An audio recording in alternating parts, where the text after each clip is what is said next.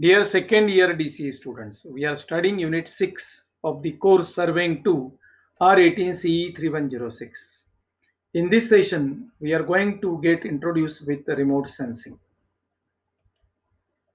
Now let us get understood the learning objective of this video session.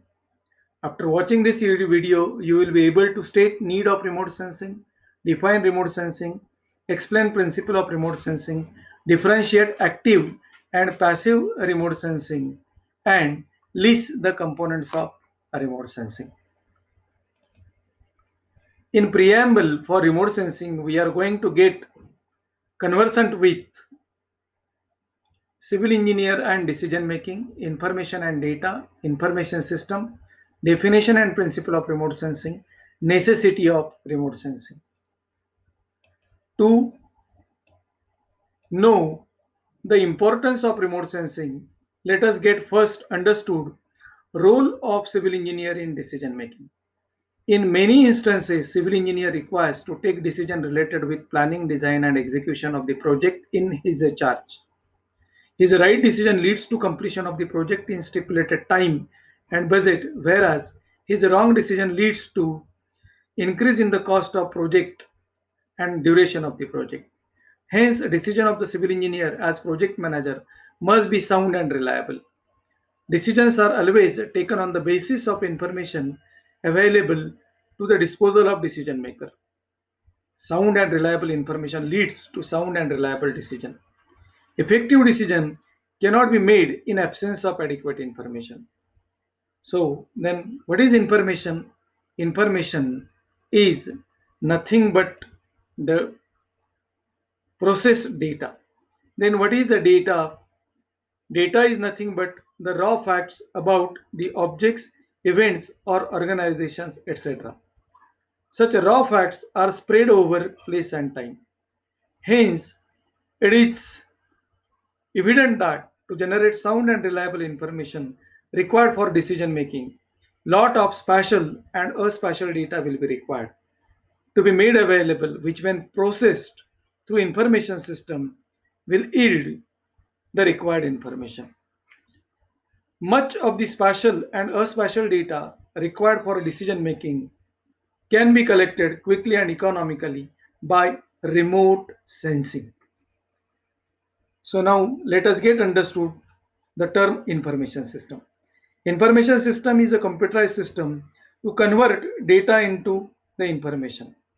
Such information system accepts data at one end as input and from other end it provides the information. Now let us go to the definition of remote sensing. Remote sensing is the science and art of obtaining information about an object or event or organization through analysis of data acquired by a device that is a camera or sensor that is not in contact with these things. In remote sensing, the information about Earth's environment and its cultural and natural resources is gathered through aerial photographs and satellite images. Now, we have to get understood the principle of remote sensing. The electromagnetic energy incident on ground objects on or around the surface of the earth is either reflected or emitted. The nature of such reflected or emitted energy depends on physical and chemical characteristics of the ground object. The record of this reflected or emitted energy can be used in remote identification of the ground objects. So now let us get understood necessity of remote sensing. With growing population and rising standard of living, pressure on natural and man-made resources is increasing day by day. It therefore became necessary to manage the available resources effectively and economically. This requires periodic preparation of accurate record of utilized, available, and required natural and man-made resources. This can be effectively achieved through remote sensing since remote sensing is capable to provide multi-data and multi-variable data for resource inventory, resource monitoring, and resource management. After this much studying, let us now see what way you can reflect your knowledge to extend the study of remote sensing. For this, I will ask you one question to answer it. You stop this video for a while, think, and write your answer on the paper, and then compare it with the answer for the same question given by me. My question is, have you experienced or carried out remote sensing here before? Let take few seconds of time, write your answer on the paper, and then compare it with the answer given by me.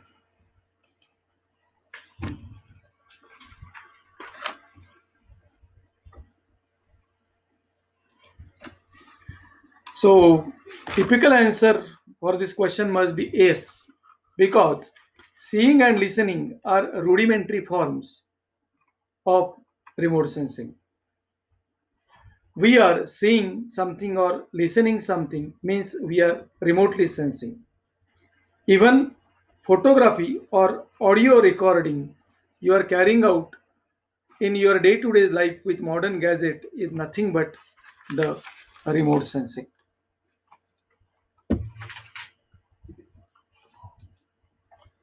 Now let us get understood the types of remote sensing. So there are two fundamental types of remote sensing. One is active remote sensing and other is passive remote sensing. In active remote sensing, the sensor used for remote sensing generates and emits the electromagnetic energy required for remote sensing. The best example of active remote sensing is radar and flash photography. Active remote sensing is a bit complex in the context of sensor and requires more power. In passive remote sensing, electromagnetic energy required for remote sensing is not generated by the sensor, but it is supplied by an external source. The best example of passive remote sensing is photography without flash. The sensors used in passive remote sensing are a bit simple and demands less power. So now let us go to the components of the remote sensing system. The very first component of remote sensing system is the source of electromagnetic energy. So it is typically a sun in passive remote sensing, but can be artificially generated audio waves or laser waves or microwaves in case of active remote sensing. The second component of remote sensing is medium of propagation, that is the atmosphere. The atmosphere is likely to interact with the electromagnetic radiation before and after their interaction with ground object and is likely to affect the characteristics of such electromagnetic radiation. Hence, atmosphere shall be essentially be taken into account as one of the component. The third component of remote sensing is ground objects. So those are the things and their conditions or the characteristics which we are trying to sense remotely over the time. The next component of remote sensing is platform and sensors. Platform are the vehicles on which the sensors are mounted. Platform can be ground-borne like tripod or a vehicle, or maybe airborne like balloons or helicopter or aeroplane, or it can be spaceborne like a geocentric or polar orbiting satellite. Sensors are nothing but the cameras or equivalent devices used to record reflected or emitted electromagnetic energy from ground objects or ground phenomena. From the analysis of this energy, we can identify the ground object or phenomena and its condition or status. The fifth component of remote sensing is a data handling system. It is required for communication between sensors and ground station and the end user. So this data handling system also process the raw remote sensing data into finished product as per the need of the end user. And the very last component of remote sensing is the end user. End user is you and me who makes use of the data collected by a remote sensing system. Finally, we'll get summarize whatever we have studied through the today's video session. So we have understood decision making requires a lot of information. Information is generated from the data. Data may be collected with remote sensing.